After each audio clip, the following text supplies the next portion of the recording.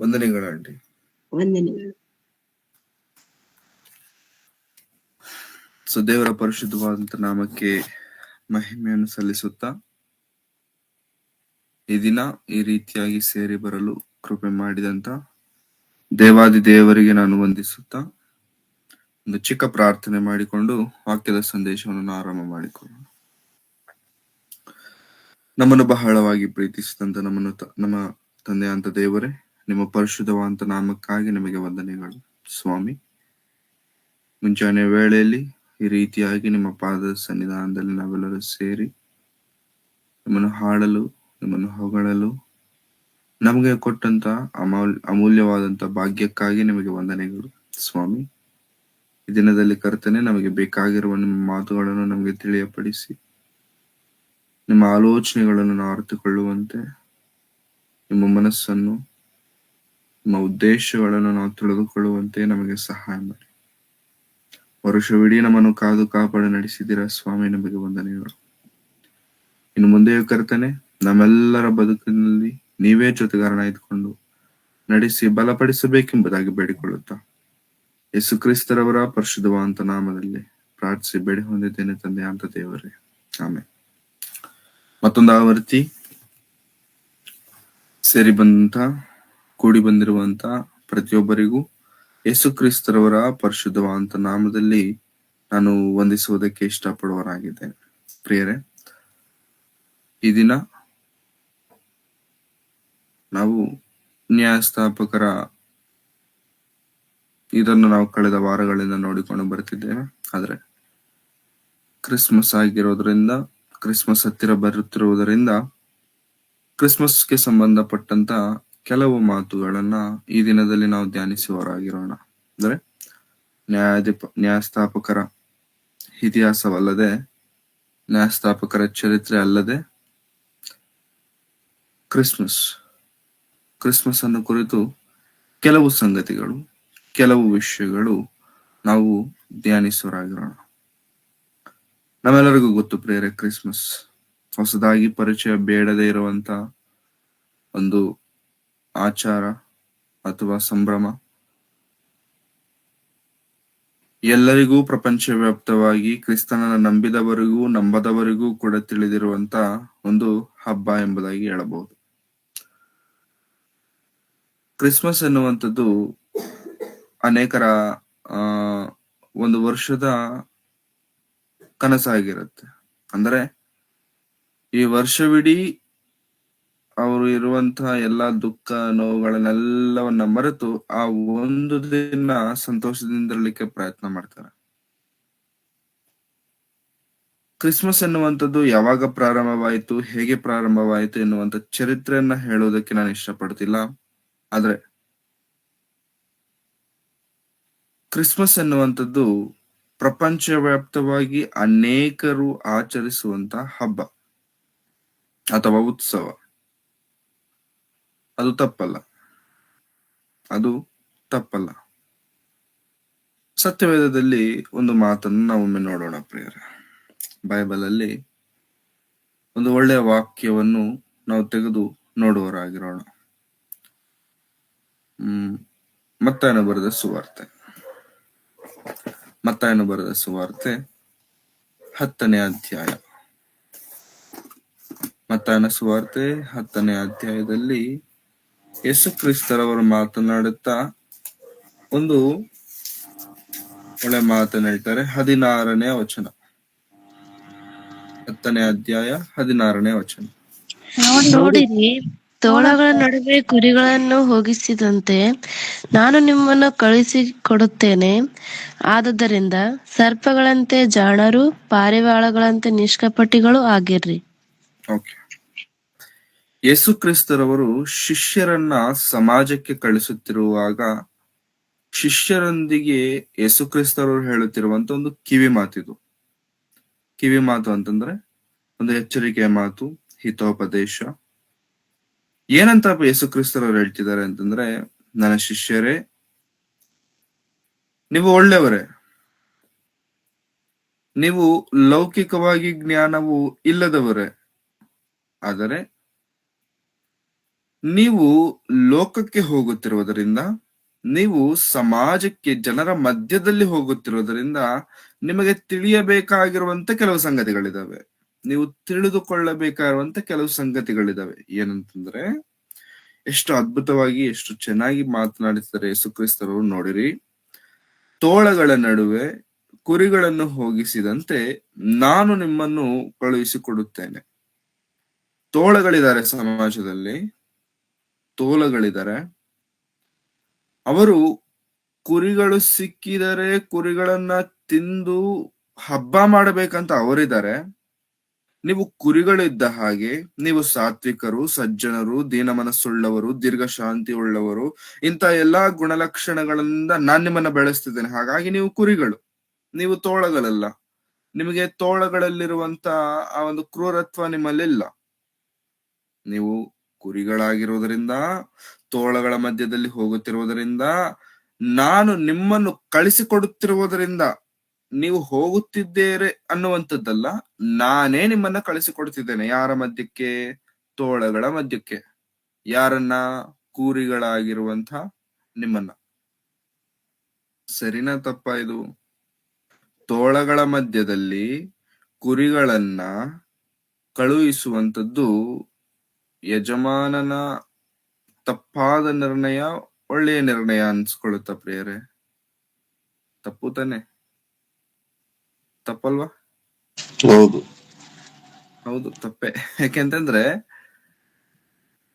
ಕುರಿಗಳಿವು, ಇವುಗಳಿಗೇನು ಗೊತ್ತಿಲ್ಲ, ಏನು ಗೊತ್ತಿಲ್ಲ. ತೋಳಗಳು ಕನ್ನಿಂಗ್ ಫೆಲೋ ಅಂತಾರೆ ಅವುಗಳನ್ನ. ಕನ್ನಿಂಗ್ ಅಂತಂದ್ರೆ ಕಾಯ್ಕೊಂಡಿರ್ತವೆ ಅವು. ಅಂತದರ ಮಧ್ಯಕ್ಕೆ ಹೋಗು ಅಂತ ಹೇಳುವಂತದ್ದಿದೆ ನೋಡಿ ಪ್ರಿಯರೇ, ಅದು ತುಂಬಾ ಕ್ರೂರವಾದಂತ ಸಂಗತಿ, ಅದು ಕಠಿಣವಾದಂತ ಸಂಗತಿ. ಆದರೆ ನಾನ್ ನಿಮ್ಮನ್ನ ಕಳಿಸ್ತಿದ್ದೇನೆ ನಿಜ, ನೀವು ಹೋಗ್ತಿದ್ದೀರಿ ನಿಜ. ನಾನು ಕಳಿಸುವುದಕ್ಕೂ ನೀವು ಹೋಗುವುದಕ್ಕೂ ಮಧ್ಯದಲ್ಲಿ ಒಂದಿದೆ. ನಾನು ಕಳಿಸುವುದಕ್ಕೂ ನೀವು ಹೋಗುವುದಕ್ಕೂ ಮಧ್ಯದಲ್ಲಿ ಒಂದಿದೆ. ಏನಂತಂದ್ರೆ, ನಿಮ್ಮನ್ನು ಕಳಿಸಿಕೊಡುತ್ತೇನೆ, ಆದದರಿಂದ ಸರ್ಪಗಳಂತೆ ಜಾಣರು, ಪಾರಿವಾಳಗಳಂತೆ ನಿಷ್ಕಪಟಿಗಳು ಆಗಿರ್ರಿ. ಸರ್ಪಗಳಂತೆ ಜನರು, ಪಾರಿವಾಳಗಳಂತೆ ನಿಷ್ಕಪಟಿಗಳು ಆಗಿರ್ರಿ. ಈ ಎರಡು ಕ್ಯಾರೆಕ್ಟರ್ನ ಯೇಸುಕ್ರಿಸ್ತರವರು ಇಂಟ್ರೊಡ್ಯೂಸ್ ಮಾಡ್ತಿದ್ದಾರೆ. ಸರ್ಪ ಬಹಳ ಜಾಣತನ ಉಳ್ಳದ್ದು, ಬಹಳ ಜಾಣವಾದದ್ದು.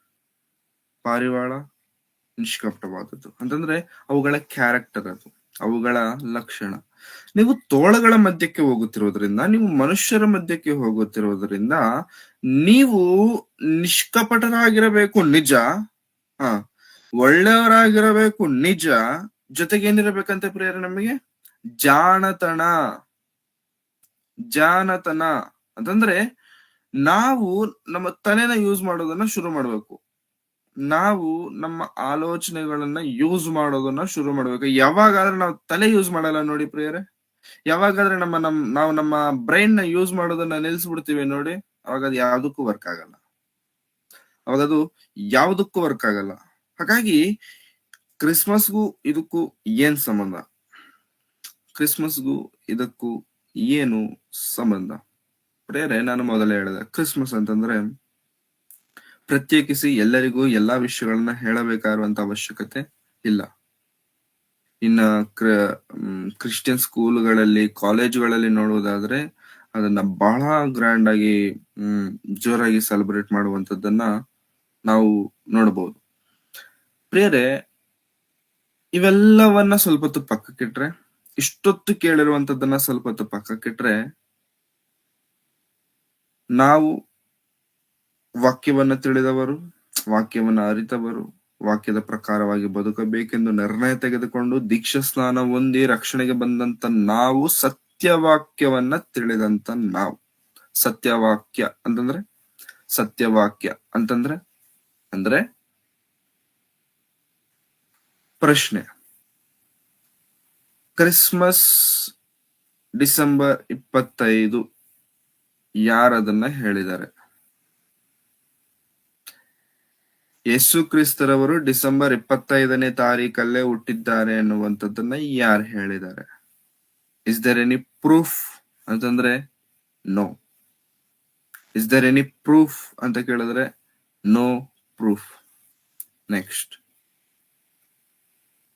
ಪ್ರತಿ ವರ್ಷ ಡಿಸೆಂಬರ್ 25ನೇ ತಾರೀಕಲ್ಲಿ ಕುಣಿದಾಡ್ಕೊಂಡು ಎಗರಾಡ್ಕೊಂಡು ಈ ತರ ಕೆಲವು ರೀತಿಯಂತ ಆಚಾರಗಳ ಹಾಗೆ, ಅನ್ಯರ ಆಚಾರಗಳ ಹಾಗೆ ಕ್ರೈಸ್ತರು ಕೂಡ ಮಾಡ್ತಾರೆ.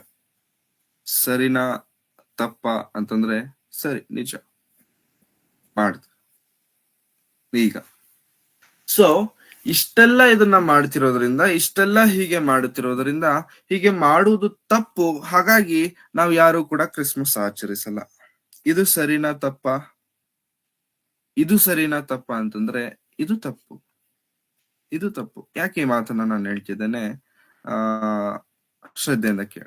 ಯಾಕೆ ಈ ಮಾತನ್ನ ನಾನು ಹೇಳ್ತಿದ್ದೇನೆ ಅಂತಂದ್ರೆ, ಅದಕ್ಕೆ ನಾನು ಮೊದಲೇ ತೋರಿಸಿದೆ, ನೀವು ಜಾಣರಾಗಿರಬೇಕು, ಜೊತೆಗೆ ನಿಷ್ಕಪಟಿಗಳು ಕೂಡ ಆಗಿರಬೇಕು. ನೀವು ನಿಷ್ಕಪಟಿಗಳು ಆಗಿರಬೇಕು, ಜೊತೆಗೆ ಜಾಣರು ಕೂಡ ಆಗಿರಬೇಕಾಗಿರುವಂತದ್ದು ತುಂಬಾ ಪ್ರಾಮುಖ್ಯ, ತುಂಬಾ ಪ್ರಾಮುಖ್ಯ. ಯಾಕಂತಂದ್ರೆ ಪ್ರಿಯರೇ, ಯಾವಾಗ್ಲೂ ಕೂಡ ನಾವು ಬೈಬಲ್ ಓದಬೇಕಾದರೆ ಅಥವಾ ಬೈಬಲ್ ಕಲಿತುಕೊಳ್ಳಬೇಕಾದರೆ ಥಿಯರಿ ಒಂದಿರುತ್ತೆ. ಥಿಯರಿ ಅಂತಂದ್ರೆ ಒಂದು ರೂಲ್ ಅಂತಂದ್ರೆ ನಾವು ಕಲಿತುಕೊಂಡಿರುವಂತ ರೀತಿ ಒಂದಿರುತ್ತೆ. ಆ ರೀತಿಯನ್ನ ನಾವು ಸಮಾಜಕ್ಕೆ ಬಂದು ಅಪ್ಲೈ ಮಾಡಿದಾಗ ಪ್ರೇರೆ ಪ್ರಾಕ್ಟಿಕಲ್ ಕೆಲವೊಮ್ಮೆ ಬೇರೆ ಇರುತ್ತೆ, ಪ್ರಾಕ್ಟಿಕಲ್ ಬೇರೆ ಬರುತ್ತೆ. ಅರ್ಥ ಮಾಡ್ಕೊಳ್ಳಿ. ಅರ್ಥ ಏನಂತಂದ್ರೆ 2 + 2 4 ಅಂತ ನಾವು ಕಲ್ತ್ಕೊಂಡ್ವಿ. 2 + 2 4. ಸರಿನಾ ತಪ್ಪ? ಸರಿ. ಈಗ 2 + 2 4 ಅಂತ ಕಲ್ತ್ಕೊಂಡು ಬಂದಿರುವಂತ ನಾನು ಹೊರಗೆ ಬಂದ ಮೇಲೆ 2 + 2 ಬರೀತಿರೋನು ಇದ್ದಕ್ಕಿದ್ದಂಗೆ 2 × 2 ಬರದ, ಪ್ಲಸ್ ಬರ್ದಿಲ್ಲ ಮಧ್ಯದಲ್ಲಿ, ಇಂಟು ಬರದವನೆ, ಮಲ್ಟಿಪ್ಲಿಕೇಶನ್ ಸಿಂಬಲ್ ಹಾಕಿದಾನೆ. ಇವಾಗ ಇಂಟು ಬರ್ದಿದ್ದಾನೆ ಅಂತ ಅದನ್ನ ತಪ್ಪು ಅಂತ ಹೇಳ? ಅವನು ಇಂಟು ಬರ್ದಿದ್ದಾನೆ ಅಂತ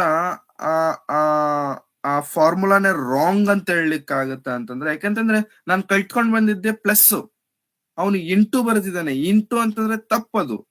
ಆದ್ರೆ ಉತ್ತರ ನೋಡುವುದಾದ್ರೆ 2 + 2 4 ಬಂತು, 2 × 2 ಹಾಕಿದ್ರು ಕೂಡ 4 ಬಂತು. ಅಂದ್ರೆ ಥಿಯರಿ ಹೊಂದಿರುವುದಾದ್ರೆ ಪ್ರಿಯರೇ, ಪ್ರಾಕ್ಟಿಕಲ್ ಹೊಂದಿರುವಂತದ್ದಾಗಿದೆ. ನಾವು ಕಲಿತುಕೊಂಡಿರುವಂತದ್ದು ಒಂದಿರಬಹುದು, ನಾವು ತಿಳಿದುಕೊಂಡಿರುವಂತದ್ದು ಒಂದಿರಬಹುದು, ಆದ್ರೆ practically we should be practical. ಪ್ರಾಕ್ಟಿಕಾಲಿಟಿಗೆ ಬಂದಾಗ ನಾವು ಏನ್ ಮಾಡ್ತಿದ್ದೇವೆ ಅನ್ನುವಂಥದ್ದನ್ನ ಒಮ್ಮೆ ನಮ್ಮನ್ನ ನಾವು ಪ್ರಶ್ನಿಸಿಕೊಳ್ಬೇಕು. ಪೌಲರವರ ಜೀವನದಲ್ಲಿ ಒಂದು ಸಂಘಟನೆ ನಡೆಯುತ್ತೆ. ಪೌಲರವರ ಜೀವನದಲ್ಲಿ ಒಂದು ಸಂಘಟನೆ ನಡೆಯುತ್ತೆ. ಏನ ಸಂಘಟನೆ? ಏನ ಸಂದರ್ಭ? ಅಪೊಸ್ತಲರ ಕೃತ್ಯಗಳು. ಅಪೊಸ್ತಲರ ಕೃತ್ಯಗಳು 17ನೇ ಅಧ್ಯಾಯ. ಅಪೊಸ್ತಲರ ಕೃತ್ಯಗಳು 17ನೇ ಅಧ್ಯಾಯ 16ನೇ ವಚನ. 17ನೇ ಅಧ್ಯಾಯ 16ನೇ ವಚನ. 16ನೇ ವಚನದಿಂದ ಓದಿಕೊಳ್ಳಿ. ಪೌಲನು ಅಥೇನೆಯಲ್ಲಿ ಕಾದುಕೊಂಡಿರುವಾಗ ಆ ಪಟ್ಟಣದಲ್ಲಿ ಎಲ್ಲೆಲ್ಲಿಯೂ ವಿಗ್ರಹಗಳೇ ಇರುವುದನ್ನು ನೋಡಿ ಅವನ ಮನಸ್ಸು ಅವನೊಳಗೆ ಕುದಿಯಿತು.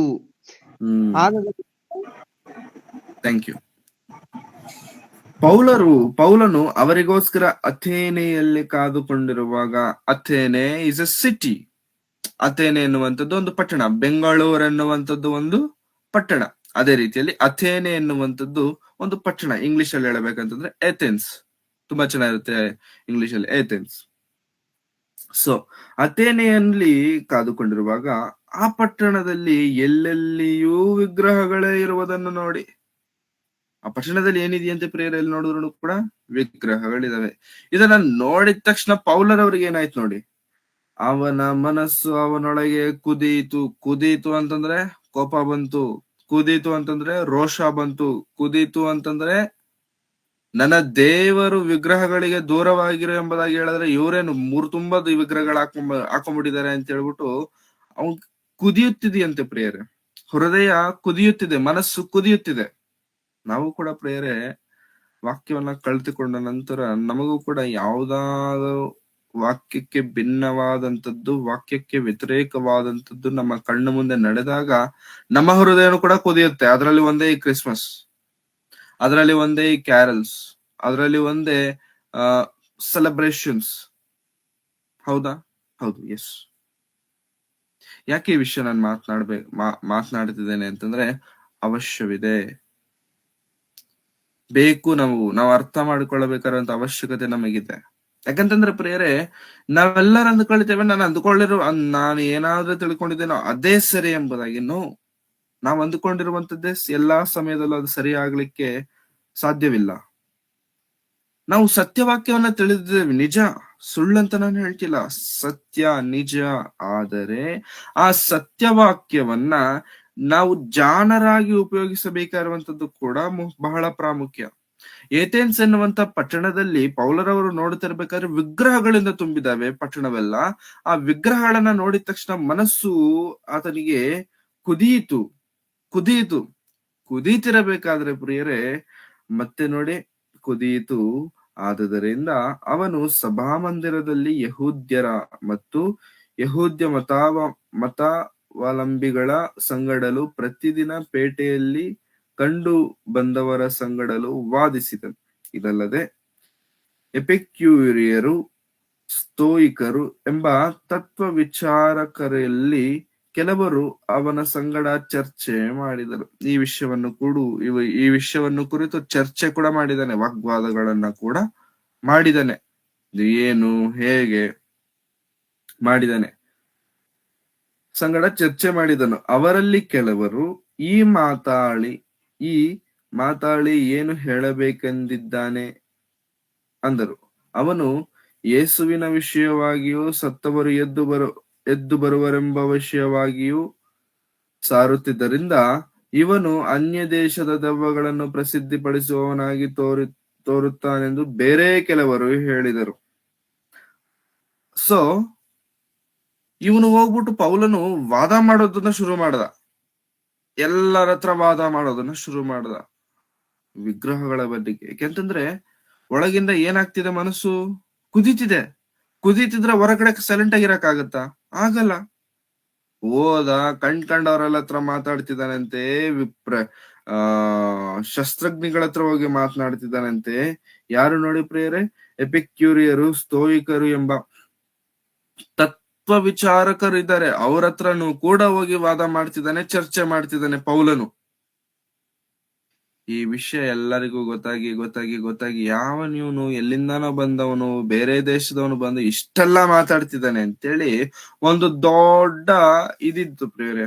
ಆ ದಿನಮಾನಗಳಲ್ಲಿ ಅರಿಯೋಪಗು ಎನ್ನುವಂತ ಒಂದು ಸ್ಥಳ, it was A famous place ಆ ಪಟ್ಟಣದಲ್ಲಿ, ಸುತ್ತಮುತ್ತಲಿರುವಂತ ಪಟ್ಟಣದಲ್ಲಿ. ಆ ಸ್ಥಳದಲ್ಲಿ ಪ್ರಿಯರೇ ಒಂದು ಒಬ್ಬ ದೊಡ್ಡ ಸೈಂಟಿಸ್ಟ್ ಆರ್ ಪೊಯೆಟ್ ಯಾರೋ ಒಂದು ದೊಡ್ಡ ಪ್ರಪಂಚದಲ್ಲಿ ಪ್ರಜ್ಞಾನಿಯಾಗಿರುವಂತ ಒಂದು ವ್ಯಕ್ತಿಯನ್ನ ಈ ಅರಿಯೋಪಗ್ ಎನ್ನುವಂತ ಸ್ಥಳದಲ್ಲಿ ವಿಷ ಕೊಟ್ಟು ಸಾಯಿಸಿದರು. ಇಲ್ಲದೇ ಸ್ಥಳದಲ್ಲಿ, ಯಾಕೆಂತಂದ್ರೆ ಅವರ ಧರ್ಮಕ್ಕೆ, ಅವರ ಒಂದು ವಿಚಾರಗಳಿಗೆ ವ್ಯತಿರೇಕವಾಗಿ ಮಾತನಾಡಿದ್ದಾನೆ ಎಂಬುದಾಗಿ ವಿಷ ಕೊಟ್ಟು ಸಾಯಿಸಿದ್ರು. ಏನ್ ಮಾಡ್ತಾರೆ ಅರಿಯೋಪಗ ಸಭೆಯಲ್ಲಿ ಅಂತಂದ್ರೆ, ಈ ತರ ಯಾರಾದ್ರೂ ಓವರ್ ಆಕ್ಟಿಂಗ್ ಮಾಡಿದ್ರೆ, ಪೌಲನ ಮಾಡ್ದಂಗೆ ಆಕ್ಟಿಂಗ್ ಜಾಸ್ತಿ ಮಾಡಿದ್ರೆ, ಸೈಲೆಂಟ್ ಆಗಿ ಅವನ್ನ ಕರ್ಕೊಂಡು ಬಂದು ಆ ಅರಿಯೋಪಗ ಸಭೆಯಲ್ಲಿ ನಿಲ್ಲಿಸಿ, ಸುತ್ತಲೂ ಜನ ಇರ್ತಾರೆ, ನಿಲ್ಲಿಸಿದಂತ ಜಾಗದಲ್ಲಿ ಅವನಿಗೆ ಗ್ರೇಪ್ ಜ್ಯೂಸ್ ಕೊಡ್ತಾರೆ, ವೈನ್ ಕೊಡ್ತಾರೆ. ನಿಲ್ಸ್ಬಿಟ್ಟು ಕೋಪದಲ್ಲಿದ್ದಾಗ ವೈನ್ ಕೊಡೋದೇನು ಅಂತಂದ್ರೆ, ಎಸ್, ವೈನ್ ಕೊಡ್ತಾರೆ. ಯಾಕೆ ವೈನ್ ಕೊಡ್ತಾರೆ ಅಂತಂದ್ರೆ, ಆ ವೈನ್ ಅಲ್ಲಿ ವಿಷ ಕಳ್ಸಿರ್ತಾರೆ. ಅವನ್ ತೆಗೆದುಕೊಂಡಿದ ತಕ್ಷಣ ಅಷ್ಟು ಜನರ ಮುಂದೆ ಇದ್ದಕ್ಕಿದ್ದಂಗೆ ಸತ್ತೋಗ್ತಾನೆ, ಪ್ರಾಣ ಬಿಡ್ತಾನೆ, ಮುಗೀತು ಕತೆ, ಒಂದು ಚಾಪ್ಟರ್ ಕ್ಲೋಸ್. ಸೊ ಪೌಲನ ಕಥೆನೂ ಕೂಡ ಹಿಂಗೆ ಆಗುತ್ತೆ. ಈಗ ಅರಿಯೋಪಗ್ ಎನ್ನುವಂತ ಸ್ಥಳಕ್ಕೆ ಕರ್ಕೊಂಡು ಬಂದಿದ್ದಾರೆ. ಇವಾಗ ಏನ್ ಹೇಳ್ತೀಯೋ ಹೇಳು. ಎಷ್ಟು ಜನ ಇದಾರಲ್ಲ, ಏನ್ ಹೇಳ್ತೀಯೋ ಹೇಳು. ನೋಡಿ, ಹಿಡಿದು 19ನೇ ವಚನ, ಅರಿಯೋಪಾಗಕ್ಕೆ ಕರಕೊಂಡು ಹೋಗಿ, ನೀನು ಹೇಳುವ ಈ ನೂತನವಾದ ಉಪದೇಶವನ್ನು ನಾವು ತಿಳಿಯಬಹುದೇ? ಅಪೂರ್ವವಾದ ಸಂಗತಿಗಳನ್ನು ನಮಗೆ ಶ್ರುತಪಡಿಸುತ್ತೀಯಲ್ಲ. ಆದ ಕಾರಣ ಅವೇನಿದ್ದಾವೋ ತಿಳಿಯಬೇಕೆಂದು ನಮಗೆ ಅಪೇಕ್ಷೆಯದೆ ಅಂದರು. ಅಥೇನೆಯಲ್ಲಿ ವಾಸವಾಗಿದ್ದ ಪರಸ್ಥಳದವರು ಹೊಸ ಹೊಸ ಸಂಗತಿಗಳನ್ನು ಹೇಳುವುದಕ್ಕೂ ಕೇಳುವುದಕ್ಕೂ ಹೊರತು ಬೇರೆ ಯಾವುದಕ್ಕೂ ಸಮಯ ಕೊಡುತ್ತಿರಲಿಲ್ಲ. ಪೌಲನ ಅರಿಯೋಪಾಗದ ಮಧ್ಯದಲ್ಲಿ ನಿಂತುಕೊಂಡು ಹೇಳಿದ್ದೇನೆಂದರೆ, ಪೌಲನ ಅರಿಯೋಪಾಗ ಮಧ್ಯದಲ್ಲಿ ನಿಂತುಕೊಂಡು ಮಾತನಾಡುತ್ತಿದ್ದಾನೆ, ಹೇಳುತ್ತಿದ್ದಾನೆ. ಪ್ರೇರೆ ಏನಂತ ಶುರು ಮಾಡಿದ್ದಾನೆ ನೋಡಿ. 22ನೇ ವಚನದಲ್ಲಿ ನಿಂತುಕೊಂಡು ಹೇಳಿದ್ದೇನೆಂದರೆ, ಅಥೇನೆಯ ಜನರೇ, ನೀವು ಎಲ್ಲದರಲ್ಲೂ ಅತಿ ಭಕ್ತಿವಂತರೆಂದು ನನಗೆ ತೋರುತ್ತದೆ. ನಾನು ನಿಮ್ಮ ಪಟ್ಟಣದಲ್ಲಿ ತಿರುಗಾಡುತ್ತಾ ನಿಮ್ಮನ್ನು ಪೂಜಿಸುವ ದೇವತಾ ಪ್ರತಿಮೆಗಳನ್ನು ಚೆನ್ನಾಗಿ ನೋಡುತ್ತಾ ಇದ್ದಾಗ ಒಂದು ಬಲಿಪೀಠವು ನನ್ನ ಕಣ್ಣಿಗೆ ಬಿತ್ತು. ಪೌಲನು ಶುರು ಮಾಡ್ತಿದ್ದಾನೆ. ಏನಂತ ಶುರು ಮಾಡ್ತಿದ್ದಾನೆ ಅಂತಂದ್ರೆ, ಅಥೇನೆ ಪ್ರಜರೇ, ಪೀಪಲ್ ಆಫ್ ಏಥೆನ್ಸ್, ನೀವು ತುಂಬಾ ದೈವ ಭಕ್ತಿ ಉಳ್ಳವರಾಗಿದ್ದೀರಾ. ನಿಮ್ಮ ಭಕ್ತಿ ತುಂಬಾ ದೊಡ್ಡದು. ನಾನ್ ನಿಮ್ಮ ಪಟ್ಟಣ ಈಗ್ಲೇ ತಾನೇ ತಿರುಗಾಡ್ಕೊಂಡು ಬಂದೆ, ಎಲ್ಲೆಲ್ಲಿ ನೋಡಿದ್ರು ವಿಗ್ರಹನೇ ಅಂತ ಹೇಳ್ಬಿಟ್ಟು ಒಳಗಡೆ ಕುದಿತಿರುವಂತ ಜ್ವಾಳೆಯನ್ನ ಏನ್ ಮಾಡ್ತಿದ್ದಾನೆ ಅಂತಂದ್ರೆ ಪ್ರೇರೆ, ಕನ್ವರ್ಟ್ ಮಾಡ್ತಿದ್ದಾನೆ. ಹೇಗೆ? ಸತ್ಯವಾಕ್ಯದ ಕಡೆಗೆ. ಒಳಗಿರುವಂತ ಆ ಒಂದು ಬಿಸಿಯನ್ನ ವಾಕ್ಯದ ಕಡೆಗೆ ಕನ್ವರ್ಟ್ ಮಾಡ್ತಿದ್ದಾನೆ, ಯೇಸು ಕ್ರಿಸ್ತನ ಕಡೆಗೆ ಕನ್ವರ್ಟ್ ಮಾಡ್ತಿದ್ದಾನೆ. ಈ ದಿನ ತುಂಬಾ ಜನ ಕ್ರೈಸ್ತರಾಗಿರುವಂತ ನಾವು ಅದನ್ನ ಮಾಡೋದನ್ನ ಮರೀತಿದ್ದೇವೆ, ಅದನ್ನ ಮಾಡೋದನ್ನ ಮರೆತು ಬಿಟ್ಟಿದ್ದೇವೆ. ಏನ್ ಮಾಡಬೇಕು ಅಂತಂದ್ರೆ, ದೇವರ ವಾಕ್ಯವನ್ನು ಹೇಳುವುದಕ್ಕೆ ಪ್ರಯತ್ನಿಸಬೇಕು. ಹೌದು, ಅವರು ಅಸತ್ಯದಲ್ಲಿದ್ದಾರೆ, ಹೌದು ಅವರು ಅವಿವೇಕದಲ್ಲಿದ್ದಾರೆ, ಹೌದು ಅವರು ಸತ್ಯವಾಕ್ಯವನ್ನ ಅರಿಯದೇ ಇದ್ದಾರೆ. ಆದರೆ ಸತ್ಯವಾಕ್ಯವನ್ನ ಅರಿತಂತ ನಾವು ಏನ್ ಮಾಡ್ತಿದ್ದೇವೆ ಅಂತಂದ್ರೆ ಪ್ರಿಯರೇ, ಆ ಯಾವುದೇ ವಿಚಾರಗಳನ್ನ ನಾವು ತಲೆಗೆ ಹಾಕಡದಿರ ನಮ್ಮ ಪಾರ್ಟಿಗೆ ನಾವು ಇರ್ತಿದ್ದೇವೆ ನೋಡಿ ಪ್ರಿಯರ್, ಅದು ತಪ್ಪೆ. ಸತ್ಯ ಗೊತ್ತಿದ್ಯಾ? ಸತ್ಯ ಗೊತ್ತಿದ ಮೇಲೆ ನಾವು ಏನ್ ಮಾಡ್ಬೇಕಂತ ವಾಕ್ಯ ಹೇಳ್ತಿದೆ? ಸೈಲೆಂಟ್ ಆಗಿರಬೇಡ. ಸೈಲೆಂಟ್ ಆಗಿರಿದ್ರೆ ಏನ್ ಮಾಡ್ಬೇಕು? ನೀನು ಮಾತನಾಡಬೇಕು, ಹೇಳಬೇಕು, ಸಾರಬೇಕಾಗಿರುವಂತ ನಾವೇ, ವಾಕ್ಯ ತಿಳಿದಿರುವಂತ ನಾವೇ, ಸತ್ಯವಾಕ್ಯವನ್ನ ಅರಿತಂತ ನಾವೇ ಸೈಲೆಂಟ್ ಆಗಿ ಇದ್ಬಿಟ್ರೆ, ನನಗಾಗಲ್ಲ, ನನಗಿಷ್ಟ ಇಲ್ಲ, ಇದು ಸತ್ಯವಾಕ್ಯಕ್ಕೆ ಭಿನ್ನವಾದಂಥದ್ದು, ಸತ್ಯವಾಕ್ಯಕ್ಕೆ ವ್ಯತಿರೇಕವಾದಂಥದ್ದು ಅಂತ ಹೇಳಿ ಸೈಲೆಂಟ್ ಆಗಿದ್ರೆ ಪ್ರಿಯರೇ, ಸತ್ಯವಾಕ್ಯ ತಿಳಿಸೋರು ಯಾರು? ಸತ್ಯವಾಕ್ಯ ಹೇಳೋರು ಯಾರು? ಪೌಲನು ಆ ವಿಗ್ರಹಗಳನ್ನ ನೋಡಿದ ತಕ್ಷಣ ಕೋಪ ಜಾಸ್ತಿ ಆಗಿದೆ. ಸತ್ಯವಾಕ್ಯ, ಪೌಲರವರಲ್ಲಿದ್ದಂತ ಒಂದು ಒಳ್ಳೆತನ, ಸತ್ಯವಾಕ್ಯ ಎನ್ನುವಂತ ಒಂದು ರೋಷ ಜಾಸ್ತಿ ಆಗಿದೆ. ಆ ರೋಷವೆಲ್ಲವನ್ನ ಬಗೆದಿಟ್ಟುಕೊಂಡು ಅರಿಯೋಪಾಗ ಸಭೆಯಲ್ಲಿ ಮಾತನಾಡುತ್ತಿದ್ದಾನೆ. ದ ಪೀಪಲ್ ಆಫ್ ಏಥೆನ್ಸ್, ನಿಮ್ಮ ಭಕ್ತಿ ತುಂಬಾ ದೊಡ್ಡದು. ನಿಮ್ಮ ಊರನ್ನ ತಿರುಗ್ತಾ ಇದೆ, ತುಂಬಾ ಚೆನ್ನಾಗಿದೆ ನಿಮ್ಮ ಊರು ತುಂಬಾ ಚೆನ್ನಾಗಿದೆ. ಆ ಊರಲ್ಲಿ ವಿಗ್ರಹಗಳನ್ನ ನಾನು ಕಂಡಿದ್ದೇನೆ. ಆ ವಿಗ್ರಹಗಳೇ ತುಂಬಾ ಬಲಿಪೀಠಗಳನ್ನ ನಾನು ನೋಡಿದ್ದೇನೆ. ಆ ಬಲಿಪೀಠಗಳಲ್ಲಿ ಒಂದು ಬಲಿಪೀಠವನ್ನ ನಾನು ಕಂಡಿದ್ದೇನೆ. ಒಂದು ಬಲಿಪೀಠ. ಆ ಬಲಿಪೀಠದ ಮೇಲೆ 23ನೇ ವಚನ, ನಾನು ನಿಮ್ಮ ಪಟ್ಟಣದಲ್ಲಿ ತಿರುಗಾಡುತ್ತಾ ನೀವು ಪೂಜಿಸುವ ದೇವತಾ ಪ್ರತಿಮೆಗಳನ್ನು ಚೆನ್ನಾಗಿ ನೋಡುತ್ತಾ ಇದ್ದಾಗ ಒಂದು ಬಲಿಪೀಠವು ನನ್ನ ಕಣ್ಣಿಗೆ ಬಿತ್ತು. ಅದರ ಮೇಲೆ ತಿಳಿಯದ ದೇವರಿಗೆ ಎಂದು ಬರೆದಿತ್ತು. ಆದ ಕಾರಣ ನೀವು ಯಾವುದನ್ನು ತಿಳಿಯದೆ ಪೂಜಿಸುತ್ತೀರೋ ಅದನ್ನೇ ನಿಮಗೆ ತಿಳಿಯಪಡಿಸುತ್ತೇನೆ. ಒಂದು ತಿಳಿಯದ ದೇವರಿಗೆ ಅಂತ ವಿಗ್ರಹ ಇದೆಯಂತೆ, ಬಲಿಪೀಠವಿದೆಯಂತೆ. ಅಂತಂದ್ರೆ ಈ ಜನರಿಗೆ ಭಕ್ತಿ ಜಾಸ್ತಿಯಾಗಿ ಎಲ್ಲಾ ದೇವರುಗಳ ಹೆಸರಲ್ಲಿ ಬಲಿಪೀಠವಿಟ್ಟಿದ್ದೇವೆ, ನಮಗ್ ಗೊತ್ತಿಲ್ದಿರೋ ಬೇರೆ ದೇವ್ರು ಯಾರಾದ್ರೂ ಇದಾರೇನೋ ಅಂತೇಳಿ ಇದಾರೇನೋ ಅಂತೇಳಿ ತಿಳಿಯದ ದೇವರು, the god we don't know, ನಮಗೆ ತಿಳಿಯದ ದೇವರು ಯಾರಾದ್ರೂ ಇದ್ದರೆ ಆ ದೇವರಿಗೂ ಕೂಡ ಬಲಿ ಕೊಡ್ತೇವೆ ನಾವು. ಯಾಕಂತಂದ್ರೆ ನಮ್ಮ ಮೇಲೆ ದೇವರು ಕೋಪ ಮಾಡ್ಕೊಂಡ್ಬಿಟ್ರೆ ಹೆಂಗೆ, ನಾವು ಬಲಿ ಕೊಡ್ತೇವೆ ಅಂತೇಳಿ ಬಲಿ ಕೊಡ್ತಿದ್ರು. ಪೌಲನ್ ಅದನ್ನ ನೋಡಿ ಶುರು ಮಾಡ್ತಿದ್ದಾನೆ. ನೀವು ತಿಳಿಯದ ದೇವರಿಗೆ ಅಂತ ಬಲಿಪೀಠವನ್ನ ಕಟ್ಟಿದ್ರಲ್ಲ, ನೀವು ತಿಳಿಯದೇ ಪೂಜಿಸುತ್ತಿರುವಂತ ದೇವರನ್ನು ನಾನು ಪರಿಚಯ ಮಾಡ್ತೇನೆ. ನಿಮಗೆ ಗೊತ್ತಿರಲಿಲ್ವಲ್ಲ, ನಿಮಗೆ ಗೊತ್ತಿಲ್ಲದೆ ಇರುವಂತ ದೇವರನ್ನು ನಾನು ಪರಿಚಯ ಮಾಡ್ತೇನೆ ಎಂಬುದಾಗಿ ಅವತ್ತು ಪೌಲನು ಪರಿಚಯ ಮಾಡಿರುವಂತ ತಿಳಿಯದ ದೇವರೇ ಯೇಸು ಕ್ರಿಸ್ತನು. ಅವತ್ತು ಪೌಲನು ಪರಿಚಯ ಮಾಡಿರುವಂತ ಸತ್ಯ ದೇವರೇ ಯೇಸು ಕ್ರಿಸ್ತನು. ಅವತ್ತು ಪೌಲನು ಆ ಏಥೆನ್ಸ್ ಪಟ್ಟಣದಲ್ಲಿರುವಂತ ಪ್ರತಿ ಒಬ್ಬರಿಗೂ ರಕ್ಷಕನನ್ನ ಕಾಣಿಸಿದ್ದಾನೆ, ರಕ್ಷಕನನ್ನ ತೋರಿಸಿದ್ದಾನೆ, ದೇವರನ್ನ ತೋರಿಸಿದ್ದಾನೆ. ಯಾಕಿದನ್ನ ನಾನು ಇವತ್ತು ತೋರಿಸ್ತೇನೆ ಅಂತಂದ್ರೆ, ಸತ್ಯವಾಕ್ಯವನ್ನ ಅರಿತಿರುವಂತ ನಾವು, ಸತ್ಯವಾಕ್ಯದ ಪ್ರಕಾರವಾಗಿ ಬದುಕಬೇಕೆಂದುಕೊಂಡಿರುವಂತ ನಾವು, ಈ ವಿಷಯಗಳಲ್ಲಿ we have to be very careful, we have to be very wise. ಜಾಣರಾಗಿ ನಾವಿರಬೇಕು, ಜಾಣರಾಗಿ ನಾವಿರಬೇಕು. ಹೇಗೆ ಜಾಣತನ ಅಂತಂದ್ರೆ, ಅವರು ಮಾಡ್ತಿರುವಂತದ್ದು ತಪ್ಪು ಅಂತ ಗೊತ್ತಿದ್ದ ತಕ್ಷಣ ಇವಾಗ ಅವ್ರ ಹತ್ರ ಹೋಗ್ಬಿಟ್ಟು ನೀವು ಕ್ರಿಸ್ಮಸ್ ಮಾಡಬಾರ್ದು, ಡೇಟ್ ತೋರಿಸಿ, ಚರಿತ್ರೆ ತೋರಿಸಿ, ಇದಕ್ಕೆ ಇತಿಹಾಸ ತೋರಿಸಿ, ಬೇಸಿಕ್ಸ್ ತೋರಿಸಿ ಅಂತ ಕೇಳಿ ಅವ್ರನ್ನ, ಹೌದಲ್ವಾ, ಚರಿತ್ರೆ ಇಲ್ವಲ್ವಾ, ಆಧಾರ ಇಲ್ವಲ್ವಾ ಅಂತೇಳಿ ನೆಕ್ಸ್ಟ್ ಇಯರ್ ಇಂದ ಕ್ರಿಸ್ಮಸ್ ಮಾಡೋದು ನಿಲ್ಸ್ಬಿಡ್ತಾರೆ ಅನ್ಕೊಂಡಿದೀರಾ? ನಿಲ್ಸಲ್ಲ. ಪೌಲನ ಕಾನ್ಸೆಪ್ಟ್ ಅಲ್ಲಿ ಪ್ರಿಯರೇ, ಪೌಲನ ಕಾನ್ಸೆಪ್ಟು ಅಲ್ಲಿ ಇದ್ದಕ್ಕಿದ್ದಂಗೆ ಇಮಿಡಿಯೇಟ್ ಆಗಿ ಅವರೆಲ್ಲರ ಕೈಯಿಂದ ಬಲಿಪೀಠಗಳನ್ನ ಓಡಿಸ್ಬಿಟ್ಟು, ದೇವತೆ ವಿಗ್ರಹಗಳನ್ನ ಓಡಿಸ್ಬಿಟ್ಟು ಅವರನ್ನೆಲ್ಲರನ್ನು ಯೇಸು ಸ್ವಾಮಿನ ನಂಬೋ ತರ ಮಾಡಬೇಕೆನ್ನುವಂಥದ್ದು ಪೌಲನ ಕಾನ್ಸೆಪ್ಟ್ ಅಲ್ಲ. ಪೌಲನ ಕಾನ್ಸೆಪ್ಟ್ ಇಸ್ ಡಿಫ್ರೆಂಟ್. ಏನ್ ಪೌಲನ್ ಏನ್ ಅಂದ್ಕೊಳ್ತಿದ್ದಾನೆ ಅಂತಂದ್ರೆ, ಪೌಲನ ಆಲೋಚನೆ ಏನಂತಂದ್ರೆ, ಇಷ್ಟು ದೇವರುಗಳ ಮಧ್ಯದಲ್ಲಿ ನನ್ನ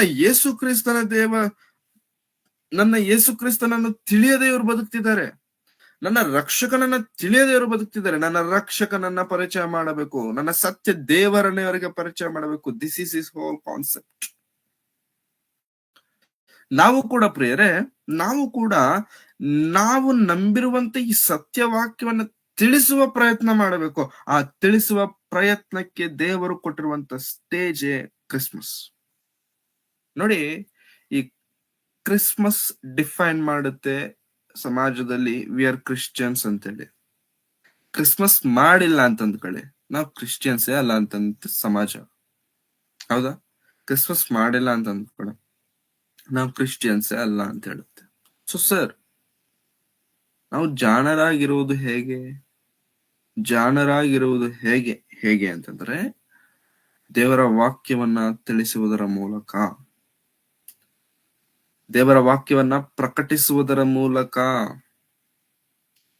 ದೇವರ ವಾಕ್ಯವನ್ನ, ಸತ್ಯವಾಕ್ಯವನ್ನ ನಮ್ಮ ಬಾಯಿಂದ ಹೊರ ತಳ್ಳುವುದರ ಮೂಲಕ, ಬಾಯಿಂದ ಹೇಳುವುದರ ಮೂಲಕ.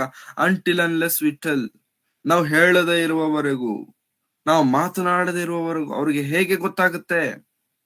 ಹಾಗಂತೇಳಿ ಪೌಲನಲ್ಲಿ ಹೋಗ್ಬಿಟ್ಟು ನಿಮ್ಮ ದೇವರುಗಳಿಗೆ ಕಣ್ಣಿದ್ದರೂ ನೋಡುವುದಿಲ್ಲ, ಕಿವಿ ಇದ್ದರೂ ಮೂಸುವುದಿಲ್ಲ, ಕೈಗಳಿದ್ದರೂ ಕೆಲಸ ಮಾಡೋದಿಲ್ಲ, ಕಾಲಿದ್ದರೂ ನಡೆಯೋದಿಲ್ಲ, ಈ ತರ ಎಲ್ಲ ಮಾತಾಡಿದ್ನ ಪೌಲನು? ಈ ತರ ಮಾತಾಡಿದ್ರೆ ಅಲ್ಲೇ ಜ್ಯೂಸ್ ಕೊಡ್ತಿದ್ರು, ಅಲ್ಲೇ ವೈನ್ ಕೊಡ್ತಿದ್ರು. ತಗೊಳಪ್ಪ, ಕುಡಿದ್ಬಿಟ್ಟು ಇವಾಗ ಮಾತಾಡು ಅಂತ. ಕುಡಿದ್ಮೇಲೆ ಮಾತಾಡೋದೇನಿರುತ್ತೆ? ಏನಿರಲ್ಲ. ಸೊ ನೀವು ಹೋಗ್ಬಿಟ್ಟು ನಿಲ್ಸಿ ಅಂದಿದ ತಕ್ಷಣ ನಿಲ್ಲಿಸುವಂತದ್ದಲ್ಲ ಪ್ರೇಯರ್ ಇದು. ನೀವು ಹೋಗ್ಬಿಟ್ಟು ಇದನ್ನ ಮಾಡಬೇಡಿ ಅಂದ ತಕ್ಷಣ ಅದನ್ನ ಮಾಡದೇ ಇರುವಂತದ್ದಲ್ಲ ಇದು. ಆದರೆ ವಿವೇಕದಿಂದ, ತಿಳುವಳಿಕೆಯಿಂದ, ಜಾಣತನದಿಂದ ನಾವು ಮಾಡಬೇಕಾಗಿರುವಂತದ್ದೇನೋ ಗೊತ್ತಾ ಪ್ರಿಯರೇ? ಅವರಿಗೆ ಗೊತ್ತಿಲ್ಲದೆ ಇರುವಂತ ವಿಚಾರಗಳನ್ನ ಅವರಿಗೆ ಗೊತ್ತಿರುವಂತ ವಿಚಾರಗಳ ಮೂಲಕವಾಗಿ ತಿಳಿಸಬೇಕು. ಗೊತ್ತಿಲ್ಲದೆ ಇರುವಂತ ವಿಚಾರಗಳನ್ನ ಗೊತ್ತಿರುವಂತ ವಿಚಾರಗಳ ಮೂಲಕವಾಗಿ. ಕ್ರಿಸ್ಮಸ್ ಅವರೆಲ್ಲರಿಗೂ ಗೊತ್ತು. ಈ ಕ್ರಿಸ್ಮಸ್ ಅಲ್ಲಿ ಅವರಿಗೆ ಸತ್ಯವಾಕ್ಯವನ್ನ ತಿಳಿಸುವ ಪ್ರಯತ್ನ ಮಾಡಬೇಕು. ಪ್ರಣಾಳಿಕೆಗಳು ನಮ್ಮಲ್ಲಿರಬೇಕು. ನಾನು ಮಾಡಲ್ಲ, ನಾನು ಹೋಗಲ್ಲ ಅಂತಂದ್ರೆ, ನೀನು ಹೋಗ್ಬೇಡ, ನೀನು ಮಾಡ್ಬೇಡ. ಅವ್ರು ಹಂಗೆ ಇರ್ತಾರೆ, ನಾವು ಹಂಗೆ ಇರ್ತೇವೆ. ಅವ್ರು ಹಾಗೆ ಇರ್ತಾರೆ, ನಾವು ಕೂಡ ಹಾಗೆ ಇರ್ತೇವೆ. ಮತ್ ಏನ್ ಮಾಡ್ಬೇಕಂತಂದ್ರೆ, ಹೋಗ್ಬೇಕು, ಮಾತನಾಡಬೇಕು, ಅವರಲ್ಲಿ ಒಂದಾಗಬೇಕು. ಅವರು ನಮ್ಮ ಸಹೋದರರಲ್ಲವೇ? ಅವರು ನಮ್ಮ ಕ್ರೈಸ್ತರಲ್ಲವೇ? ಅವರು ಕ್ರಿಸ್ತನನ್ನ ನಂಬಿಲ್ಲವೇ? ಅವರು ಕ್ರಿಸ್ತನನ್ನ ಆರಾಧಿಸುತ್ತಿಲ್ಲವೇ? ಹೌದು, ಅವರು ಬಲಹೀನರು. ಹೌದು, ಅವರಲ್ಲಿ ಲೋಪಗಳಿದ್ದಾವೆ. ಆ ಒಂದೇ ಒಂದು ಲೋಪವನ್ನ ನೋಡಿ ಅವರೆಲ್ಲಾ ಮಾಡ್ತಿರುವಂತದ್ದು ಎಲ್ಲ ತಪ್ಪನ್ನುವಂಥದ್ದು ಎಷ್ಟರವರೆಗೂ ಸರಿ? ತುಂಬಾ ಆಮ್, ನಾನು ಕೂಡ ಪ್ರಿಯರೇ ತುಂಬಾ ಸತಿ ಹೀಗೆ ಅಂದುಕೊಳ್ತಿದ್ದೆ. ಇವ್ರು ಹಿಂಗಿದ್ದಾರೆ ಅಂತಂದ್ರೆ ಇವ್ರ ಜೊತೆಗೆ ಸೇರಬಾರದು, ಇವ್ರು ಹಿಂಗಿದ್ದಾರೆ ಅಂತಂದ್ರೆ ಅವ್ರ ಜೊತೆಗೆ ಇರಬಾರದು, ಹಂಗೆ ಹಿಂಗೆ ಅಂತ ಅನ್ಕೊಳ್ತಿದ್ದೆ. ಆದ್ರೆ ಒಂದು ದೈವ ಸೇವಕರು ಒಂದು ಮಾತು ಹೇಳಿದ್ರು. ತರಕಾರಿ ಕಟ್ ಮಾಡ್ತಿರ್ತೇವೆ, ತರಕಾರಿ ಕಟ್ ಮಾಡ್ಬೇಕಾದ್ರೆ ಟೊಮ್ಯಾಟೊ ಅಥವಾ ಏನೋ ಒಂದು ತರಕಾರಿ, ಬದನೆಕಾಯಿ ಒಂದ್ ಸೈಡ್ ಅಲ್ಲಿ ಸ್ವಲ್ಪ ಕೊಳ್ತೋಗಿರುತ್ತೆ, ಸೈಡ್ ಅಲ್ಲಿ ಸ್ವಲ್ಪ ಕೊಳ್ತೋಗಿರುತ್ತೆ. ಆ ಕೊಳ್ತೋಗಿದೆ ಅಂತ ಹೇಳ್ಬಿಟ್ಟು ಕಾಯೆಲ್ಲ ಎತ್ತು ಬಿಸಾಕ್ಬಿಡ್ತೀವ ನಾವು. ಏನ್ ಮಾಡ್ತೇವೆ ಅಂತಂದ್ರೆ ಎಲ್ಲಿವರೆಗೂ ಅದು ಕೊಳ್ತೋಗಿದೆಯೋ ಅಲ್ಲಿವರೆಗೂ ಕಟ್ ಮಾಡ್ತೇವೆ. ಯಾಕಂತಂದ್ರೆ ಮಿಕ್ಕಿದ ಕಾಯೆಲ್ಲ ಚೆನ್ನಾಗಿದೆಯಲ್ಲ, ಮಿಕ್ಕಿದೆಲ್ಲ ಚೆನ್ನಾಗಿದೆಯಲ್ಲ, ಸೊ ಎಲ್ಲಿವರೆಗೂ ಕೊಳ್ತೋಗಿದೆಯೋ ಅದನ್ನ ಕಟ್ ಮಾಡ್ತೇವೆ, ಮಿಕ್ಕಿರುವಂತದ್ದನ್ನ ಸಾರು ಮಾಡ್ಕೊಂಡಿರ್ತೇವೆ. ಹಾಗೆ ನಮ್ಮೆಲ್ಲರ ಜೀವನದಲ್ಲಿ ಪ್ರಿಯರೇ ಪರ್ಫೆಕ್ಟ್ ಆಗಿರುವಂತವ್ರು ಯಾರು ಸಿಗಲ್ಲ. ನಮ್ಮೆಲ್ಲರ ಬದುಕಲ್ಲಿ ಪರ್ಫೆಕ್ಟ್ ಆಗಿರುವಂತವ್ರು ಯಾರು ಕಾಣಿಸಲ್ಲ. ಎಲ್ಲರೂ ಕೂಡ ಉಳುಕಿರುವಂತವ್ರು, ಎಲ್ಲರೂ ಕೂಡ ಲೋಪವಿರುವಂತವರೇ. ಆದರೆ ಆ ಲೋಪವನ್ನ, ಆ ಉಳುಕನ್ನ ಹೇಗೆ ಸರಿ ಮಾಡ್ಕೊಳ್ಬೇಕು ಅಂತಂದ್ರೆ ಪ್ರಿಯರೇ, ನಮ್ಮ ಜೊತೆಯಲ್ಲಿರುವಂತವರಿಗೆ ವಾಕ್ಯ ಗೊತ್ತಿಲ್ಲ, ಸ್ವಲ್ಪ ಬಲಹೀನರಾಗಿದ್ದಾರೆ, ಅವರು ಬಲಹೀನನಾಗಿದ್ದಾನೆ ಅಂತ ತಕ್ಷಣ ಅವನನ್ನ ದೂರ ಇಡೋದಲ್ಲ. ಯಾವ ಬಲಹೀನತೆ ಅವನಲ್ಲಿದೆಯೋ ಅದನ್ನ ಇಗ್ನೋರ್ ಮಾಡಬೇಕು. ಯಾವ ವಿಷಯದಲ್ಲಿ ಅವನಲ್ಲಿ ಲೋಪವಿದೆಯೋ ಅದನ್ನ ಕಟ್ ಮಾಡಬೇಕು. ಅವನು ಅದರ ವಿಷಯದಲ್ಲಿ ಲೋಪದಲ್ಲಿದ್ದಾನೆ, ಅದರ ವಿಷಯದಲ್ಲಿ ಬಲಹೀನನಾಗಿದ್ದಾನೆ, ಆದರೆ ಬೇರೆ ಎಲ್ಲ ವಿಚಾರಗಳಲ್ಲಿ ಭಕ್ತಿ ಪರನಾಗಿದ್ದಾನೆ, ಭಕ್ತಿಯಲ್ಲಿದ್ದಾನೆ. ತುಂಬಾ ಜನ ಪ್ರಿಯರೇ, ತುಂಬಾ ಜನ ಇವತ್ತು ಕ್ರಿಸ್ಮಸ್ ಮಾಡ್ತಿದ್ದಾರೆ, ಕ್ರಿಸ್ಮಸ್ ಸರಿಯಾದದ್ದಲ್ಲ ಅಂತ ಹೇಳುವವರು ಇದ್ದಾರೆ. ಕ್ರಿಸ್ಮಸ್ ಅಲ್ಲೇ ಇದ್ದುಕೊಂಡು ಭಕ್ತಿಯಲ್ಲಿ ಸ್ಥಿರವಾಗಿ ನಿಂತಿದ್ದವರು ಇದ್ದಾರೆ. ಅಂದ್ರೆ ಕ್ರಿಸ್ಮಸ್ ಸತ್ಯವಾದದ್ದಲ್ಲ, ಕ್ರಿಸ್ಮಸ್ ಬೈಬಲ್ ಅಲ್ಲಿ ಬರೆದಿದಾರ ದೇವರು ಅಂತ ಪ್ರಶ್ನಿಸುತ್ತಾ ಭಕ್ತಿಯಲ್ಲಿ ಇಲ್ಲದೆ ಇರುವಂತವ್ರು ಇದ್ದಾರೆ. ಕ್ರಿಸ್ಮಸ್ ಆಚರಿಸುತ್ತಾ ಭಕ್ತಿಯಲ್ಲಿ ಇರುವಂತವ್ರು ಇದ್ದಾರೆ. ಈಗ ಯೇಸು ಸ್ವಾಮಿ ಈಗಲೇ ಬಂದ್ರು ಅಂತ ಅಂದ್ಕೊಳ್ಳಿ, ಕ್ರಿಸ್ಮಸ್ ಬೈಬಲ್ ಪ್ರಕಾರ ಇಲ್ಲ, ಬೈಬಲ್ ಅಲ್ಲಿ ಯಾರು ಹೇಳಿದ್ದಾರೆ ಕ್ರಿಸ್ಮಸ್ ಮಾಡಬೇಕು ಅಂತೇಳಿ ಭಕ್ತಿಯಲ್ಲಿ ಇಲ್ಲದೆ ಇರುವಂತವನು ಇದ್ದಾನೆ, ಕ್ರಿಸ್ಮಸ್ ಮಾಡುತ್ತಾ ಭಕ್ತಿಯಲ್ಲಿ ಇರುವಂತವ್ರು ಇದ್ದಾರೆ. ಯೇಸು ಸ್ವಾಮಿ ಈಗ್ಲೇ ಬಂದ್ರು ಅಂತ ಅಂದ್ಕೊಳ್ಳಿ, ಯಾರು ಹೋಗ್ತಾರೆ ಪರಲೋಕಕ್ಕೆ? ಕ್ರಿಸ್ಮಸ್ ಮಾಡೋಣ ಮಾಡದಿರೋರವನ. ಯಾಕಂತಂದ್ರೆ ಯೇಸು ಸ್ವಾಮಿ ಬಂದು ನೋಡೋದು ನೀನ್ ಕ್ರಿಸ್ಮಸ್ ಮಾಡಿದ್ಯಾ ಮಾಡಿಲ್ವಾ ಅಂತಲ್ಲ ಸರ್, ಭಕ್ತಿಯಲ್ಲಿ ಇದೆಯಾ ಇಲ್ವಾ, ನನ್ನ ಭಕ್ತಿಯನ್ನ ಪ್ರಕಟಿಸ್ತಿದ್ಯಾ ಇಲ್ವಾ, ಅಷ್ಟೇ, ಸಿಂಪಲ್. ಮತ್ತೆ ಇಷ್ಟು ಸಿಂಪಲ್ ಆಗಿರುವಂತದ್ದನ್ನ ಯೇಸು ಸ್ವಾಮಿ ನೋಡ್ತಿರ್ಬೇಕಾದ್ರೆ ನಾವು ಯಾಕೆ ಈ ವಿಷಯಗಳನ್ನ ಕಾಂಪ್ಲಿಕೇಟ್ ಮಾಡ್ಕೊಳ್ತಿದ್ದೇವೆ? ಯಾಕೆ ಈ ವಿಷಯಗಳನ್ನ ನಮಗ್ ಯಾಕೆ ನಾವು ಬಾರ್ಡರ್ ಹಾಕೊಳ್ತಿದ್ದೇವೆ? ನಾವು ಬಾರ್ಡರ್ ಹಾಕೊಳ್ತೇವೆ, ಅವ್ರ ಜೊತೆಗೆ ಮಿಂಗಲ್ ಆಗ್ತೀರಾ, ಅವ್ರ ಜೊತೆಗೆ ಹೋಗ್ತೀರಾ, ಅವ್ರ ಜೊತೆ ಇರದಿರಾ. ನೋ ಸರ್, ಇದು ಲಿಮಿಟ್ ಅಲ್ಲ. ಕ್ರಿಸ್ತನು ಲಿಮಿಟೆಡ್ ಆಗಿರುವಂತವ್ರಲ್ಲ ಸರ್, ಕ್ರಿಸ್ತನು ಅನ್ಲಿಮಿಟೆಡ್. ಕ್ರಿಸ್ತನು ಎಲ್ಲರಿಗೂ ಪ್ರಕಟಿಸಲ್ಪಡಬೇಕಾಗಿರುವಂತವರು, ಕ್ರಿಸ್ತನು ಎಲ್ಲರಿಗೂ ಪರಿಚಯವಾಗಬೇಕಾಗಿರುವಂತವರು, ಕ್ರಿಸ್ತನು ಎಲ್ಲರಿಗೂ ತಿಳಿಯಬೇಕಾಗಿರುವಂತವರು. ಅಂಥ ಕ್ರಿಸ್ತನನ್ನ ಪ್ರಿಯರೇ ಕ್ರಿಸ್ಮಸ್ ಎನ್ನುವಂತ ಪದ ಚರಿತ್ರೆಯಲ್ಲಿಲ್ಲ, ಬೈಬಲ್ ಅಲ್ಲಿಲ್ಲ ಎನ್ನುವಂಥದ್ದನ್ನು ತೋರಿಸಿ ದೇವರಿಂದ ದೂರ ಮಾಡುತ್ತಿದ್ದೇವೇನೋ ಒಂದ್ಸತಿ ಪರೀಕ್ಷಿಸಿಕೊಳ್ಳೋಣ. ನೋ ಸರ್, ತುಂಬಾ ಸಭೆಗಳು ಸತ್ಯವಾಕ್ಯವನ್ನ ತಿಳಿದಿದ್ದೇವೆ, ಸತ್ಯವಾಕ್ಯವನ್ನ ಪ್ರಕಟಿಸುತ್ತಿದ್ದೇವೆ ಅಂತ ಹೇಳಿಕೊಳ್ಳುತ್ತಿರುವಂತ ಸಭೆಗಳಲ್ಲೇ ಈ ರೀತಿಯಾದಂತ ಸ್ವಲ್ಪ ಅತಿ ಹೆಚ್ಚಾದಂತ ಜ್ಞಾನ ಪ್ರದರ್ಶನ ನಡೀತಿರುತ್ತೆ. ನೋ, ಜ್ಞಾನ ಇರುವಂತದ್ದು ಒಳ್ಳೇದೇ, ಅತಿಯಾಗಿ ಜ್ಞಾನಿಗಳಾಗಿರುವಂತದ್ದು ಅಷ್ಟೊಂದು ಒಳ್ಳೆಯದು ಅಲ್ಲ. ಜ್ಞಾನರಾಗಿರುವಂತದ್ದು ಒಳ್ಳೇದೇ, ತಪ್ಪಲ್ಲ ಅದು. ಅತಿಯಾಗಿ ಜ್ಞಾನಿ ಆಗಿರ್ತೇವೆ ನೋಡಿ, ಅದು ತಪ್ಪು, ಅದು ತಪ್ಪು. ಯಾಕೆಂತಂದ್ರೆ ಅತಿಯಾಗಿ ಜ್ಞಾನಿಗಳಾಗಿ ನಾವಿದ್ವಿ ಅಂತ ಅಂದ್ಕೊಳ್ಳಿ ಪ್ರಿಯರೇ, ತಿಳಿಯದೆ ಮೂರ್ಖರಾಗ್ಬಿಡ್ತೇವೆ, ತಿಳಿಯದೆ. ತುಂಬಾ ಜನ ನೋಡಿರ್ತೀರಾ ಒಂದು ಕಾಮಿಡಿ ಕ್ಲಿಪ್, ಈ ಟಾನಿಕ್ ಸಿರಪ್ ಬಾಟಲ್ ಇರುತ್ತಲ್ಲ, ಆ ಸಿರಪ್ ಬಾಟಲ್ ಅಲ್ಲಿ ಶೇಕ್ ವೆಲ್ ಬಿಫೋರ್ ಯೂಸ್ ಅಂತ ಬರೆದಿರ್ತಾರೆ. ನೋಡ್ಬಿಟ್ಟು ಶೇಕ್ ವೆಲ್ ಬಿಫೋರ್ ಯೂಸ್ ಇದನ್ನ ಓದಿದ ತಕ್ಷಣ ಬಾಟಲ್ ನ ಶೇಕ್ ಮಾಡ್ಬೇಕಂತ ಇವನಿಗೆ ಅನ್ಸಿಲ್ಲ, ಬಾಟಲ್ ನ ಶೇಕ್ ಮಾಡಿ ಸಿರಪ್ ಕುಡಿಸ್ಬೇಕಂತ ಇವನಿಗೆ ಅನ್ಸಿಲ್ಲ. ಆ ಸಿರಪ್ ಕುಡಿಯೋ ಅಜ್ಜಿನ ಕೈಯಲ್ಲಿ ಎತ್ಕೊಂಡು ಅಜ್ಜಿನ ಶೇಕ್ ಮಾಡ್ದ. ಅಜ್ಜಿನ ಶೇಕ್ ಮಾಡ್ಬಿಟ್ಟು ಚೆನ್ನಾಗಿ ಶೇಕ್ ಮಾಡ್ಬಿಟ್ಟು ಕುಂಡ್ರಿಸ್ಬಿಟ್ಟು ಇವಾಗ ಸಿರಪ್ ಕುಡಿಸಕ್ ಹೋಗ್ತಾನೆ. ಅಜ್ಜಿ ಇಲ್ಲ. Shake well before use. ಕರೆಕ್ಟೇ. ಅವನು ಹೇಳಬೇಕು ಅಂತಂದ್ರೆ ಅವ್ರು ಬರ್ದಿರೋ ಪ್ರಕಾರ ಇವನ್ ಮಾಡಿರುವಂತದ್ದು 100ಗೆ 100% ಕರೆಕ್ಟೇ. ಕುಡಿಯಕ್ ಅಜ್ಜಿ ಇಲ್ಲ. ಈಗ ಏನ್ ಮಾಡೋಣ? ಏನಾಯ್ತು? ಇವನ್ ಬುದ್ಧಿ ಯೂಸ್ ಮಾಡಿದಾನ, ಅತಿ ಬುದ್ಧಿ ಯೂಸ್ ಮಾಡಿದಾನ ಅಂತ. ಅತಿ ಬುದ್ಧಿ ಯೂಸ್ ಮಾಡಿದಾನೆ. ಆ ಅತಿ ಬುದ್ಧಿ ಏನಾಯ್ತು? ಇವನಿಗೆ ಬುದ್ಧಿ ಇಲ್ದಿರೋ ತರ ಆಯ್ತು. ಅಫ್ಕೋರ್ಸ್ ಇದು ಸ್ವಲ್ಪ ಕತೆ ತರ ಇದೆ, ಕತೆನೆ, ನಿಜವಾಗ್ಲೂ ನಡೆದಿರುವಂತದ್ದಲ್ಲ. ಆದರೆ ಈ ತರ ಕೂಡ ಇರುವಂತವ್ರು ಇದ್ದಾರೆ ನಮ್ಮ ಈ ಕ್ರೈಸ್ತಿಯ ಭಕ್ತಿಯ ಜೀವನದಲ್ಲಿ. ಪ್ರಿಯರೇ, ಜ್ಞಾನ ಇರಬೇಕಾಗಿರುವಂತದ್ದು ಎಷ್ಟು ಮುಖ್ಯವೋ, ಆ ಜ್ಞಾನ ಅತಿಯಾಗಿದ್ದು ನಮ್ಮನ್ನ ದೇವರಿಂದ ದೂರ ಮಾಡದೇ ಇರುವಂತ ಜ್ಞಾನವಾಗಿ ಕೂಡ ಇರಬೇಕು. ಹಾಗಾಗಿ ನಂಬಿಕೆಯಲ್ಲಿ ಸ್ಥಿರವಾಗಿರಬೇಕಾಗಿರುವಂತದ್ದು ಎಷ್ಟು ಪ್ರಾಮುಖ್ಯವೋ, ನಂಬಿಕೆಯಲ್ಲಿ ಇರದಂತವರನ್ನು ಕೂಡ ನಂಬಿಕೆಯಲ್ಲಿ ನಿಲ್ಲಿಸಬೇಕಾಗಿರುವಂತದ್ದು ಅಷ್ಟೇ ಪ್ರಾಮುಖ್ಯ. ಆದರೆ ಯೇಸು ಸ್ವಾಮಿಯನ್ನ ನಂಬಿದಂತವರೇ ಕ್ರಿಸ್ಮಸ್ ಅನ್ನ ಆಚರಿಸುತ್ತಿದ್ದಾರೆ. ಯೇಸು ಸ್ವಾಮಿಯನ್ನ ತಿಳಿದಂತವರೇ, ರಕ್ಷಿಸಲ್ಪಟ್ಟಂತವರೇ ಕ್ರಿಸ್ಮಸ್ ಅನ್ನ ಆಚರಿಸುತ್ತಿದ್ದಾರೆ. ಅವರು ನಮ್ಮ ಸಹೋದರರೇ ಆಗಿರಬೇಕಾದ್ರೆ ಪ್ರಿಯರೇ, ಅವರನ್ನು ಯಾವ ವಿಷಯದಲ್ಲೂ ಕೂಡ ತಡೆ ಮಾಡ್ಲಿಕ್ಕೆ ಹೋಗ್ಬೇಡಿ, ಅಡ್ಡಿ ಮಾಡ್ಲಿಕ್ಕೆ ಹೋಗ್ಬೇಡಿ. ನಮಗೆ ನಾವು ಬೌಂಡ್ರಿಗಳನ್ನ ಹಾಕೊಳ್ಳೋದಕ್ಕೆ ಹೋಗಬೇಡಿ.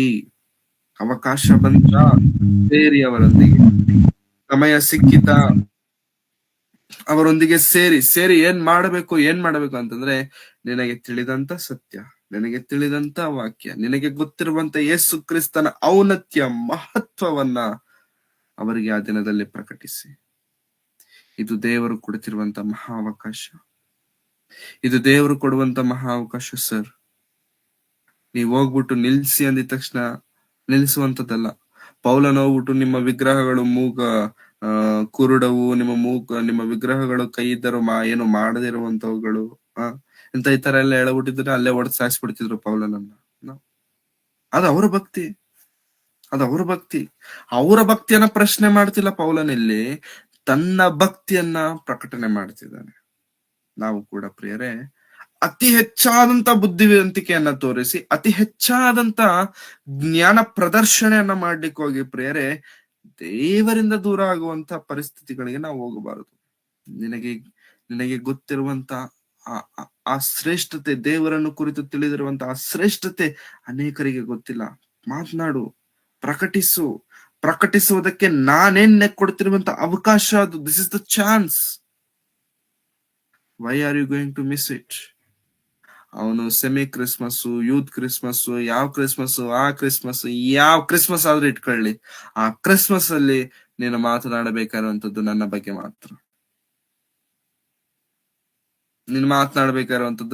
ಮಾತ್ರ. ಸುಮಾರು ವರ್ಷಗಳಿಂದ ಕ್ರಿಸ್ಮಸ್ ಯಾವಾಗ ಬಂತೋ ಯಾವಾಗ ಹೋಯ್ತೋ ಕೂಡ ಗೊತ್ತಾಗ್ತಿರ್ಲಿಲ್ಲ ನನಗೆ. ಬೈಬಲ್ ಕಾಲೇಜಲ್ಲಿ ಓದಬೇಕಾದ್ರೆ ಕ್ರಿಸ್ಮಸ್ ಬರೋದು ಗೊತ್ತಿರ್ತಿರ್ಲಿಲ್ಲ, ಕ್ರಿಸ್ಮಸ್ ಹೋಗೋದು ಗೊತ್ತಿರ್ತಿರ್ಲಿಲ್ಲ. ಯಾಕಂತಂದ್ರೆ ಅಲ್ಲಿ ನಮ್ಗೆ ಆ ರೀತಿಯಾಗಿ ಹೇಳ್ಕೊಟ್ಟಿದ್ದಾರೆ, ಆ ರೀತಿಯಾಗಿ ಕಳಿಸ್ಕೊಟ್ಟಿದ್ದಾರೆ. ಅದು ತಪ್ಪು ಅಂತ ನಾನು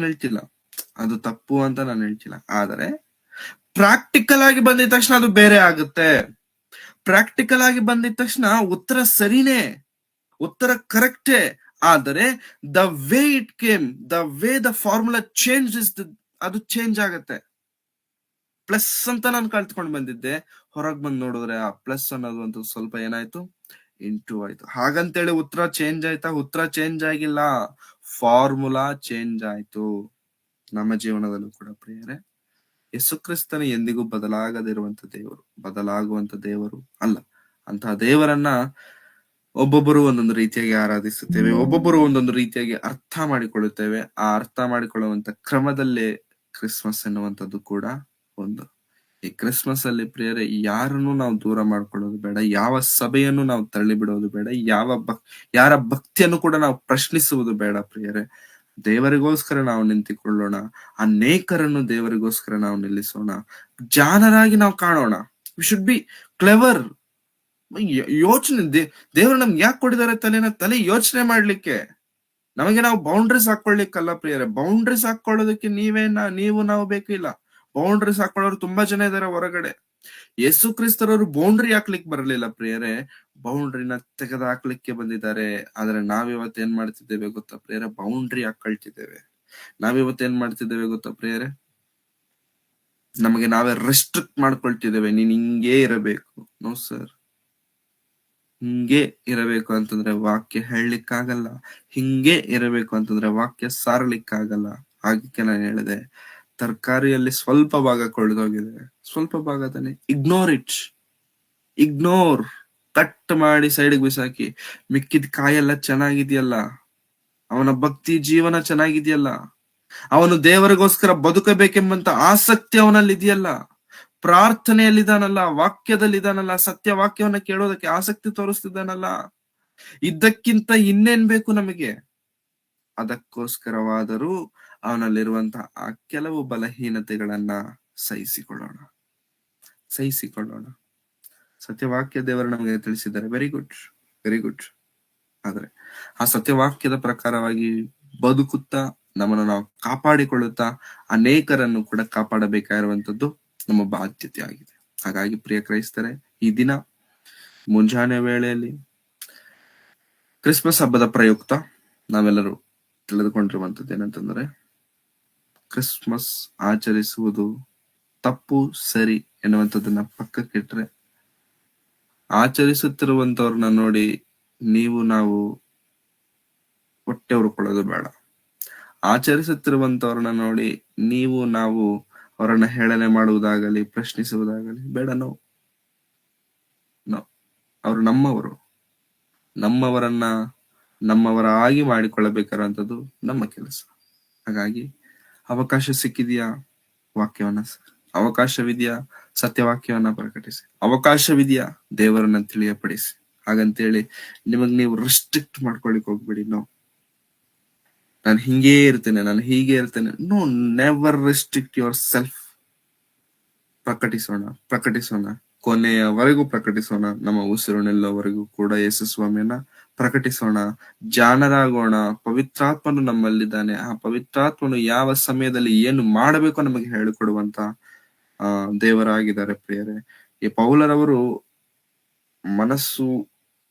ಮನಸ್ಸು ಉರಿದವನಾಗಿದ್ದುಕೊಂಡು ಸುಡುತ್ತಿದೆ ಒಳಗಡೆ, ವಿಗ್ರಹಗಳನ್ನ ನೋಡಿದ ತಕ್ಷಣ ಕುದೀತಿದೆ. ಅವಾಗ ಪವಿತ್ರಾತ್ಮನ ಹೇಳ್ತಿದ್ದಾನೆ, ಟೆನ್ಷನ್ ತಗೋಬೇಡ, ನಾನ್ ಏನ್ ಮಾಡಬೇಕು ನಿನಗೆ ಹೇಳ್ತೇನೆ.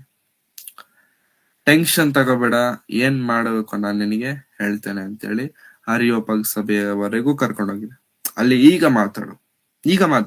ಅದು ಹೆಂಗ್ ಮಾತಾಡ್ತೀಯ? ಬಾಯಿಗೆ ಬಂದಿದ್ದೆಲ್ಲ ಮಾತಾಡಬೇಡ, ಏನೇನೋ ಮಾತಾಡಬೇಡ. ಏನ್ ಮಾತಾಡಬೇಕೋ ತಿಳುವಳಿಕೆಯಿಂದ, ಜಾಣತನದಿಂದ ಅವರಿಗೆ ಅರ್ಥ ಆಗುವಂತ ರೀತಿಯಲ್ಲಿ ಮಾತಾಡು.